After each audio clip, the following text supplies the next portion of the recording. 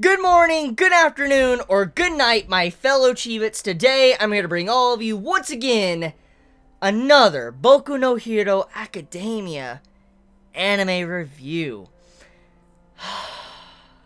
It's finally happening. The arc I knew this season of Boku no Hero would end on. This episode, oh my god, it was so freaking good. And you know what? Shout out to the production team for keeping the inner monologues, the thoughts that's going on inside of Izuku's head throughout this entire episode. Shout out to that production team that really kept true to the original source since the very beginning of this series, since the anime started airing. I just gotta say right now, knowing what they've already done, with the brilliant work they've done with all these scenes to this very episode, I'm expecting some greatness next week. Oh, I'm expecting some crazy fucking stuff. Because this episode, I love the way it was handled.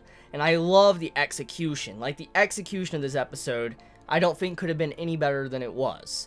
Because, for one, the beginning of the episode, just seeing, like, all the villains once again just walking back through the warp gate. It's kind of like, previously, they're walking through the warp gate, you see all them lining up, you're like, oh, All Might's not here, I guess we need to kill a couple of children then to make sure he gets here. And you just see them all, like, lining up and stuff, and then Eraserhead, he gets going in, and he's usually his type of fighting style. He's not someone that goes to the front lines and starts fighting. He's someone that, sneaks up, and he's the one that erases their quirk, and then he captures them. That's usually how he fights. But this time, since there's barely anyone there, only Hero 13 and Eraserhead, they're both the only ones there. That's very bad. I mean, of course, all the students have quirks, and they're kind of heroes in training, but in terms of pro heroes, there's only 2 pro heroes, and all these big, groups of villains, those are real villains. So it's pretty damn bad. It's a bad situation, and of course, Aizawa had to do something out of his norm. He had to go straight in and start fighting against everybody in the entire crowd,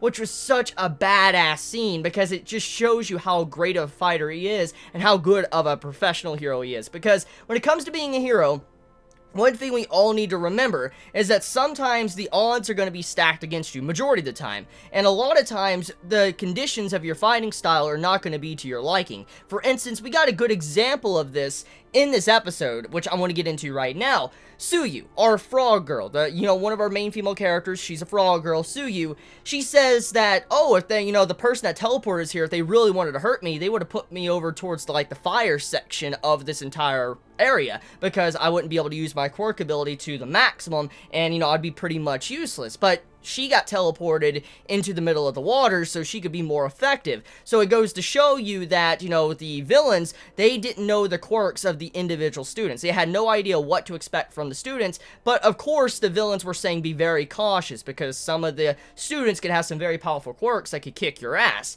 And because of this, it adds an advantage for our students. But that goes to show you, though, that when it comes to heroes versus villains, sometimes you will not have the condition you like. If Suyu would have had her ability shown and, the villains would have known about it, Suyu would have been teleported over into the middle of the fire area, and she would have been completely useless, and the plan that was executed in the middle of this episode would not have been able to have happened. It could not have happened. There would have had to have been some form of readjustments to how Izuku got them out of there, and everybody else was working together.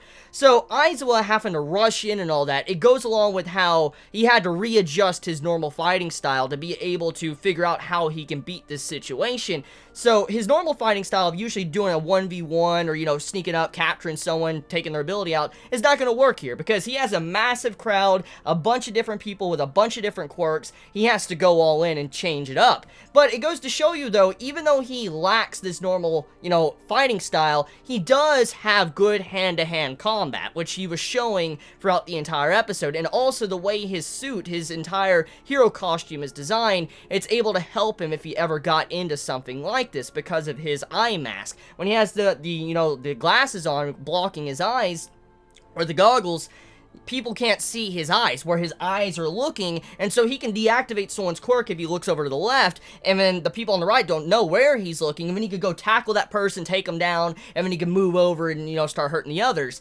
So, his design, his costume design helps him if he gets in a situation like this. So you can see how he actually thought about the future if something goes wrong. And that's how many heroes have to be when it comes to Boku no Hero Academia. Not all the time when it comes to fighting are you going to be in an ideal condition to fight. You're going to have to worry about if this is the proper time to fight or not. For instance, Izuku, he has to always factor in if he punches something once, he breaks his entire fucking arm and hand, which we see he broke 2 fingers because he was doing a flick. So he has to remember every time he uses his quirk ability, he has like 1 shot, or maybe a couple shots if he breaks his fingers. So with that, that's very bad. He has a limiter. He needs to worry about his condition. So yeah, I just wanted to express it. That's kind of what this episode is trying to nail home. The villains, if they would have done a little bit more research, all of our heroes might be fucked. They would have been fucked. Thankfully, they didn't probably have the time to get the information on the individual students, and that's why some of our students have the advantage. For instance, Izuku, Tsuyu, and Great Boy, all 3 of them working together to be able to outsmart the villains. Now, the villains, though, we have to compliment them real quick. Even though they don't know about the abilities of the students or cast, they are still very cautious, and they're not underestimating their opponents, which I really like when it comes to enemies or villains, because one thing is that I really hate when it comes to shonen or any writing, is when a villain gets over cocky. He's like, I'm immortal! I am too perfect! I cannot be defeated! You can't scratch me! Next fucking panel or chapter, the man's fucking dead as fuck. So, I just can't stand that shit. I really can't stand that shit at all. So, seeing how they weren't underestimating Izuku and them, or any of the students, I love that. That is something I truly love. Even though they were defeated, it makes sense. They were just being very cautious, and sometimes being too cautious can actually work against you, but they were being very cautious, and they didn't want to underestimate the students because their quirk abilities were unknown, and some quirk abilities can kill rather easily, which was showcased in last week's episode. Remember, Hero 13 said some heroes have quirks that could easily kill someone, like a black hole quirk. If someone used a black hole in the middle of a busy street, a bunch of people would die. So with that, they were being very cautious, which makes a lot of sense with the, I guess the layout or the foundation of Boku no Hero Academia.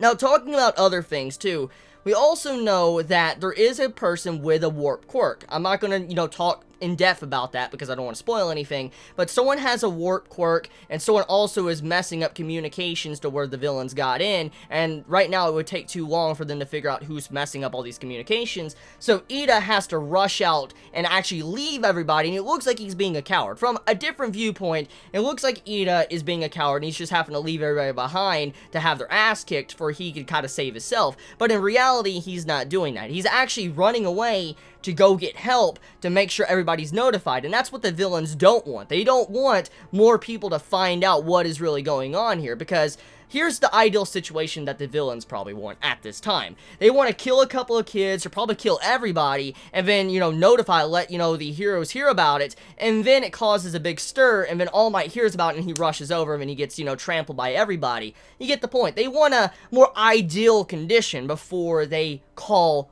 All Might in.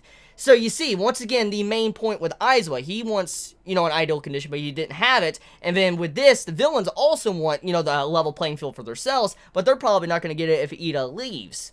See? So right there, it's very cool. I like the, the cross between that in this episode, how it goes, like, kind of back and forth. So, besides that, moving over to other subjects of this episode, All Might. Now, All Might, as we can already see, he reveals that he only has 10 minutes. 10 minutes with his ability. That's all he has right now. He can only transform for maybe about 10 minutes, but the main thing is throughout this episode, when he was talking to the principal, it seemed like his time limiter was going down, and maybe it might be apparent that maybe his 10 minutes wore off when he transformed, so that would mean that he would once again have to force himself and push himself to transform to be able to save the kids if he does go there, which would weaken him once again. So, that being said, it's very bad for All Might right now. It's very, very bad. He can't be over there right this second because he's in the middle of a conversation, so everybody's going to have to hold off without All Might being there at all. So yeah, let me know your thoughts in the comments below. I mean, how do you all feel about this week's episode of Boku no Hero Academia? Did you enjoy it? Did you hate it? Let me know your thoughts in the comments below. Gotta say, this episode was fan-fucking-tastic. Please be safe. Chibi out.